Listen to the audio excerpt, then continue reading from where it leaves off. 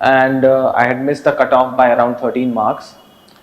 This year I have scored around 306 marks in geography, 156 marks in paper 1 and 150 marks in paper 2, and during this phase of 7 and 8 months when I was preparing for my geography optional, I did do some things to improve my score, because I believe that first of all I decided to focus more on geography, because I realized that marks in optional can be very high if you work really hard for it.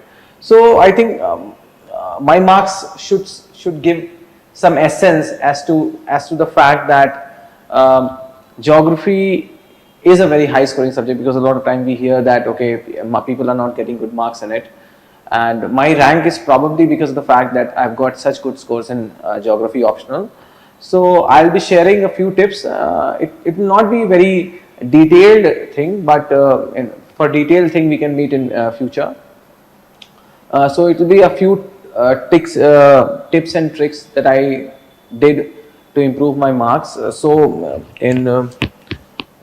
UPSC 2020 I had scored 251, which came out to be 114 plus 137 paper 1 and paper 2.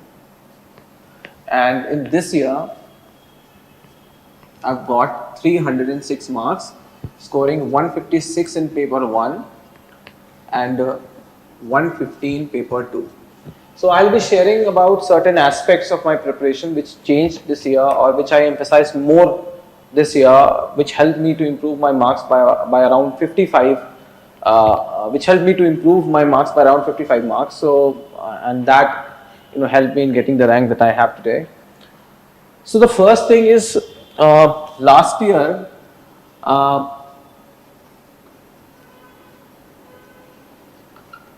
I focused more on preparing what I can read in my notes or whatever is there in the notes, so that I'm aware of what is given in my notes, because I already made notes in the past years.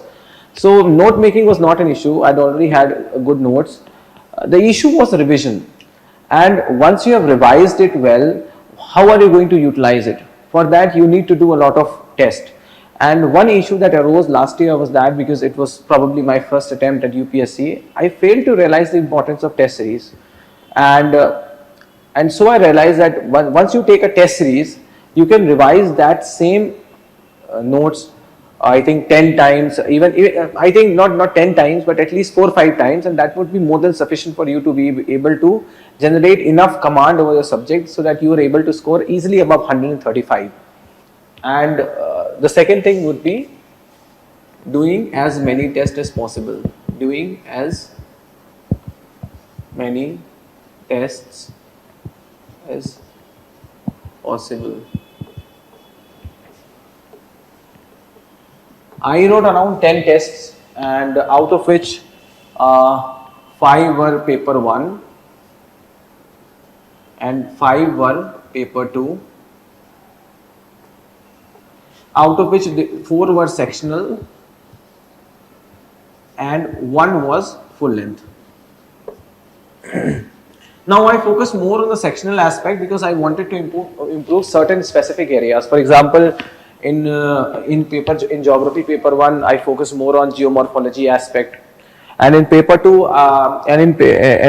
paper 2 I focused more on contemporary issues, because they're usually very current based and gives you the scope, gives you ample opportunity to write different kind of content. Okay, the second thing would be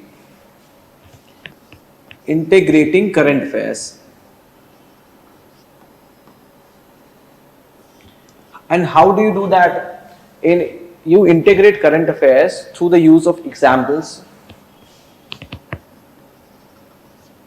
and paper 2 gives you an opportunity to integrate current affairs through the use of case studies.